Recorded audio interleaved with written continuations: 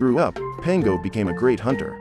After getting revenge on his family, he turned into a bitter creature who continues to harm other animals for pleasure. Just before nightfall, Khumba and his friends arrive in the Valley of Desolation and, after crossing it, find an abandoned farm, where they decide to stop and rest. They are about to drink the water from a fountain when a sheep dressed as a wild sheep comes out of the house and starts chasing them with its fake horns. Knowing that his friends would not accompany him on this trip if they knew that the lake was in the leopard's cave, Khumba decided to hide this information, and now Mama V and Bradley no longer trust him. Hours later, Mama V and Bradley decide to go in the opposite direction and end up being found by the leopard. Pango chases them through the desert and manages to surround them. The feline is looking for Khumba and asks where he has gone, so, in order not to be devoured, the ostrich reveals that his friend is on his way to Nile Mountain. Immediately, Pango goes after him and Mama V says that they must find Khumba before he is devoured.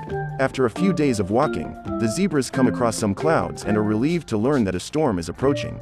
At this point, the gang come across a rabbit and the other animals from the sanctuary and discover that they are on their way to meet Khumba. Arriving at the cave, Khumba sees some drawings on the wall and soon realizes that he has found the right place. The zebra then crosses a small passage in search of the lake. Its father tries to go after them, but his body is too big to cross, so the wildebeest uses its horns to try and break the rock. Finally, after weeks of searching the desert for Khumba, Pango manages to find him and remains hidden in the darkness, waiting for the right moment to attack the young zebra.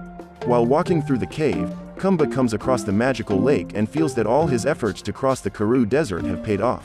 Then, when the cub is about to enter the water to get his reward, he realizes that he doesn't want to be like all the zebras and comes to the conclusion that the color of his coat is something that makes him unique. Just then, Pango appears and tells him about the prophecy that says a zebra with only half of its body striped will be born and make one of the leopards the most powerful animal in the desert. Realizing that he is about to be devoured, Khumba immediately runs away and is chased by the leopard, which, while running at high speed, ends up slipping and knocking down numerous rocks that were supporting the cave. When Pango goes after him, the rock can't support the weight of his body and the feline ends up being crushed. To avoid suffering the same fate as his enemy, the young animal decides to jump into the water and all his friends rush to the lake to rescue him. When Siko approaches his son, he sees Tombi next to him and everyone comes to the conclusion that Khumba is eliminated. Just then, for the first time in years, it starts to rain and, at the same time, another miracle happens.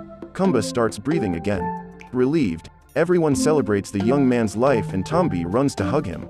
From that day on, the different species lived together in perfect harmony in the new oasis that had been formed, and Khumba finally began to be seen in a positive light by the other zebras who had despised him.